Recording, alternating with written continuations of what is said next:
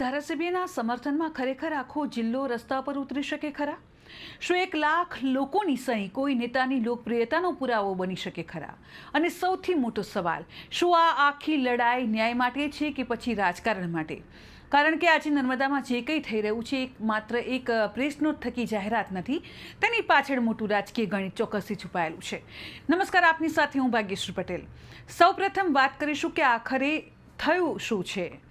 આમ આદમી પાર્ટીના નર્મદા જિલ્લા પ્રમુખ નિરંજન વસાવાએ જાહેરાત કરી છે કે 20 જુલાઈએ નંદ ભીલરાજાની પ્રતિમાથી કલેક્ટર કચેરી સુધી મોટી રેલી કાઢવામાં આવશે. ત્યારબાદ રાષ્ટ્રપતિ, રાજ્યપાલ અને મુખ્યમંત્રીને સંબોધીને આવેદનપત્ર આપવામાં આવશે. એટલું જ નહીં, પાર્ટીનો દાવો છે કે સમગ્ર નર્મદા જિલ્લામાં ગામે ગામ જઈને હસ્તાક્ષર અભિયાન ચાલી રહ્યું છે અને સાથે 1 લાખ લોકો ચૈતર વસાવાના સમર્થનમાં સહી કરી રહ્યા છે. સાંભળવામાં આંકડો ખૂબ મોટો લાગે, પરંતુ અહીં એક મહત્વની વાત સમજવા જેવી છે કે 1 લાખ સહીનો દાવો આમ આદમી પાર્ટી કરી રહી છે. તેની કોઈ સ્વતંત્ર સત્તાવાર પુષ્ટિ હજી સુધી સામે આવી નથી, એટલે કે આને હાલ પાર્ટીના દાવા તરીકે જ જોવું જોઈએ. જો તમે ગુજરાતનું રાજકારણ નજીકથી જોતા હોવ તો તમને ખબર હશે કે ચૈતર વસાવા માત્ર એક ધારાસભ્ય નથી. દક્ષિણ ગુજરાતના આદિવાસી વિસ્તારમાં તેઓ આમ આદમી પાર્ટીનો એક સૌથી મોટો ચહેરો છે. ભાજપ સામે ખુલ્લેઆમ બોલતા નેતા તરીકે તેમની ઓળખ છે. એટલે જ પાર્ટી તેમને લઈને આટલી આક્રમક રીતે મેદાનમાં ઉતરી છે. આમ આદમી પાર્ટીનું કહેવું છે કે ભાજપે રાજકીય વેરઝેર રાખીને ચૈતર વસાવા સામે FIR નોંધાવી છે.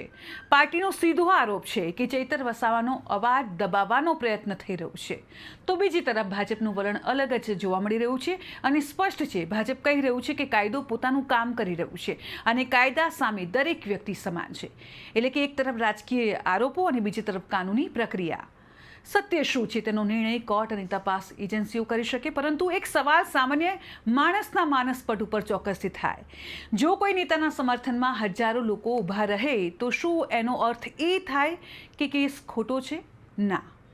અને જો કોઈ નેતા સામે FIR થઈ હોય તો શું એનો અર્થ એ થાય છે કે તે દોષિત જ છે?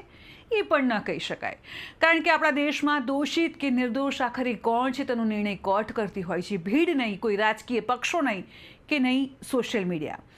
20 જુલાઈનો કાર્યક્રમ આમ આદમી પાર્ટી માટે ખૂબ મહત્વનો છે, કારણ કે જો મોટી સંખ્યામાં લોકો જોડાશે તો પાર્ટી કહી શકશે કે ચૈતર વસાવા આજે પણ લોકોના દિલમાં છે.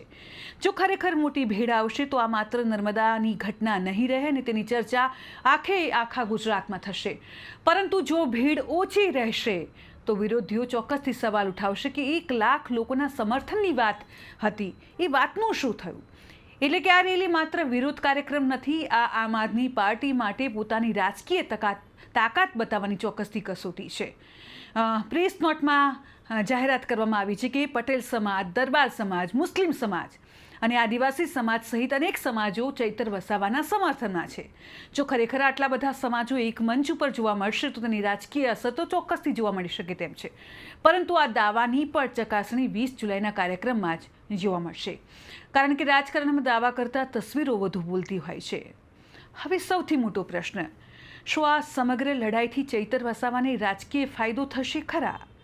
ભારતીય રાજકારણમાં ઘણી વખત એવું બન્યું છે કે જ્યારે કોઈ નેતા પોતે રાજકીય રીતે નિશાન બન્યાનો દાવો કરતો હોય છે ત્યારે તેને લોકોની સહાનુભૂતિ ચોક્કસથી મળતી હોય છે, પરંતુ અંતે કાયદો પોતાનું કામ તો કરતો હોય છે અને કોર્ટનો નિર્ણય જ સર્વોપરી હોય છે.